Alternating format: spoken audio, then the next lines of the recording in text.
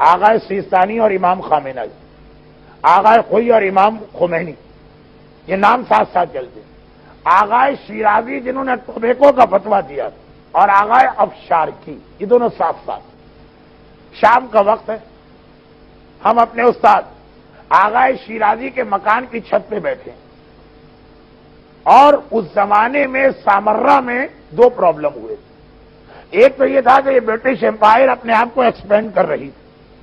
چنانچہ بہت ہی political disturbance تھا، قتل و غارت گری ہو رہی تھی، ٹرائبس کو ایک دوسرے کے خلاف آمادہ کر کے اور شیعہ اور سنی کا اختلاف پیدا کر کے عراق کو آپس میں لڑایا جا رہا تھا۔ ٹھیک 100 سال پہلے کی کہانی جو آج ریپیٹ ہو رہی ہے۔ اور دوسری جانب سامرہ شہر میں ایک عجیب و غریب بیماری آ گئی، روزانہ ہر محلے سے دو چار میتیں اٹھ رہی ہیں۔ اب ہم لوگ بہت پریشان، اپنے استاد سے اشتہاد کی کلاس کا درس لے رہے ہیں، شام کا وقت مکان کی چھت پہ بیٹھے، ٹھنڈی ٹھنڈی ہوا چل رہی، ایک دم اسی زمانے کے دوسرے عظیم مرجع آغا افشارقی اور چہرہ غصے سے سرخ، بڑے جلال کے عالم میں، مجھے دیکھ کر اور میرے ساتھ میرا ایک اور ساتھی، یہ امام خمینی کے استاد ہیں آغا عبدالکریم، غصے کے عالم میں کہا کہ تم شیعہ قوم کے مجتہد بن چکے ہو، ایک عالم ہو، قوم کو لیڈ کر رہے ہو،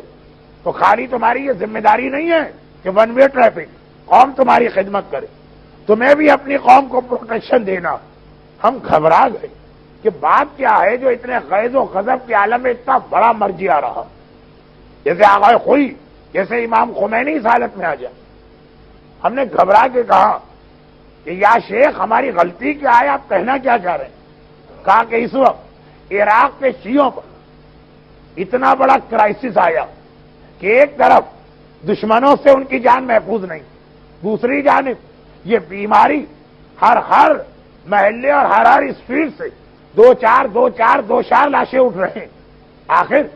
تم شیعوں کو پروٹیکشن کیوں نہیں دیتے ہو؟ ہم نے گھبرا کے کہا یہ ہمارے اختیار میں کچھ تھوڑی،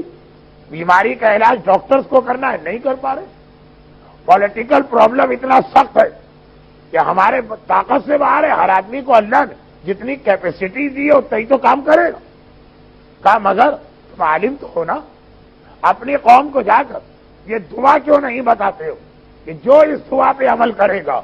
نہ اس کی جان کو خطرہ ہوگا، نہ اس کے مال کو خطرہ ہوگا، نہ اس کی صحت کو خطرہ ہوگا۔ اب ہم چونکے، ہم نے کہا ایسی کون سی دعا؟ یہ اپنے زمانے کے امام خمینی اور اپنے زمانے کے آغا خوئی بتا رہے ہیں،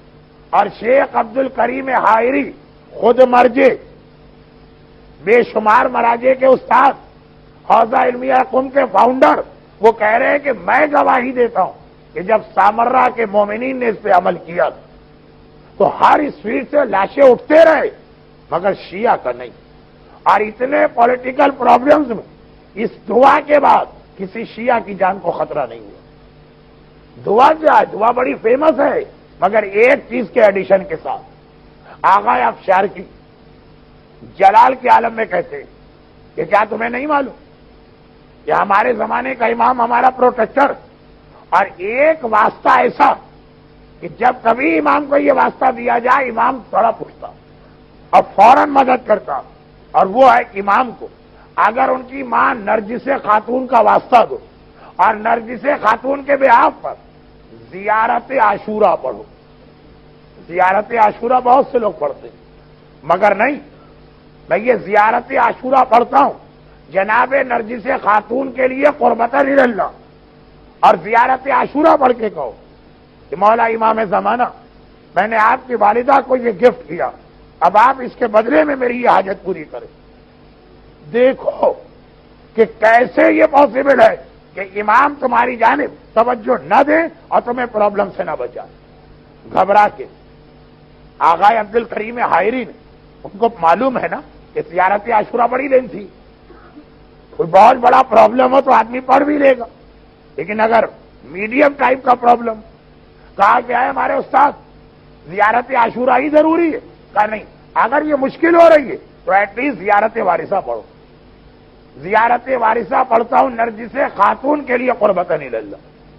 اور آخر میں کہو مولا امام زمانہ میں نے آپ کی والدہ کو یہ گفٹ دیا، اس کے بدلے میں آپ میری یہ ہیلپ کی۔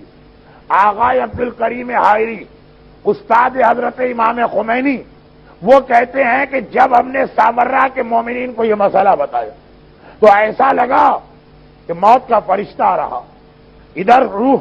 نکالی، ادھر روح نکالی، ادھر روح نکالی، آگے کوئی باؤنڈری وال ہے تو آگے والا گھر چھوڑا، گھوم کے اس کے آگے والے گھر میں گئے۔ ایک شیعہ کو اس کے بعد سامرہ میں نہ برٹش امپائر سے نقصان پہنچا اور نہ اس بیماری اور وبا سے نقصان پہنچا۔